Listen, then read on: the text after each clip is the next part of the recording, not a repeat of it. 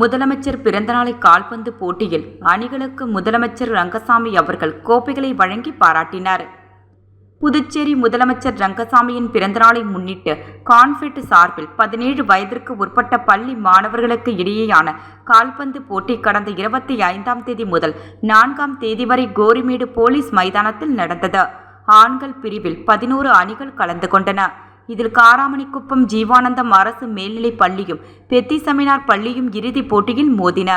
இதில் 1:0 என்ற கோல் கணக்கில் ஜீவானந்தம் பள்ளி வெற்றி பெற்று சாம்பியன் பட்டத்தை வென்றது. பெண்கள் பிரிவில் 4 அணிகள் கலந்து கொண்டன.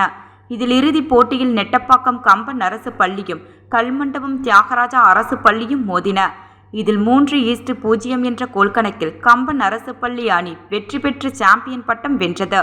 வெற்றி பெற்ற அணிகளுக்கு முதலமைச்சர் ரங்கசாமி பரிசு கோப்பை சான்றிதழ்களை வழங்கினார். நிகழ்ச்சியில் சபாநாயகர் செல்வம், AKD ஆறுமுகம், MLA மற்றும் ஏராளமானோர் கலந்து கொண்டனர்.